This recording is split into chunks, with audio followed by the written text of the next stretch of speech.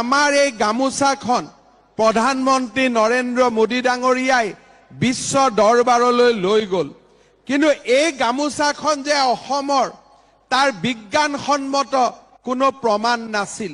আজি ভাৰত চৰকাৰে আমাক এই গামোচাখনৰ GI টেগ অফিচিয়েলি আমাক প্ৰদান কৰিলে। এতিয়াৰ পৰা এই গামোচা অসমৰ সম্পত্তি হৈ থাকিব, ই কোনেও বেলেগৰ সম্পত্তি বুলি দাবী কৰিব নোৱাৰিব। এই প্ৰমাণপত্ৰ আজি আমাক ভাৰত চৰকাৰে আনুষ্ঠানিকভাৱে প্ৰদান কৰিলে আৰু এই মহান কাম সমাধান কৰাত অসম কৃষি বিশ্ববিদ্যালয় আৰু অসম চৰকাৰৰ সায়েন্স এণ্ড টেকনলজি কাউন্সিল বা এছটেকৰ বিষয়ববীয়া বৈজ্ঞানিকসকলে যি কাম কৰিলে তাৰ বাবে মই তেওঁলোককো ধন্যবাদ আৰু কৃতজ্ঞতা জনাইছো।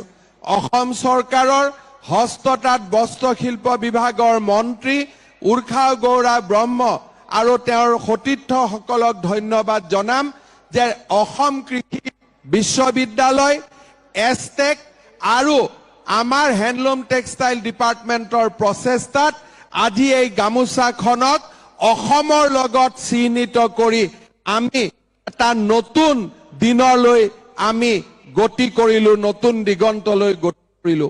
আমাৰ প্ৰচেষ্টা হ'ব অসমৰ বাও ধানকে আদি কৰি অসমৰ বিভিন্ন সম্পদসমূহক আমি GI টেগ ল'ম, যাতে আমাৰ সম্পত্তিসমূহ বিজ্ঞান পেটেন্ট আদি বিভিন্ন নতুন নতুন বৈজ্ঞানিক আৱিষ্কাৰৰ পিছতো আমাৰ বাপতিসাহোন সম্পত্তিবিলাক সদায় যাতে আমাৰ হৈ থাকিব পাৰে, অসমীয়াৰ হৈ থাকিব পাৰে, তাৰ বাবে আমি প্ৰচেষ্টা ল'ম।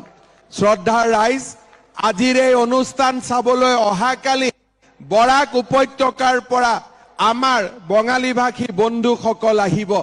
অহাকালি কোকৰাঝাৰ আৰু অসমৰ বিভিন্ন স্থানৰ পৰা জনজাতীয় লোকসকল আহিব এই বিৰল অভিজ্ঞতা চাবলৈ।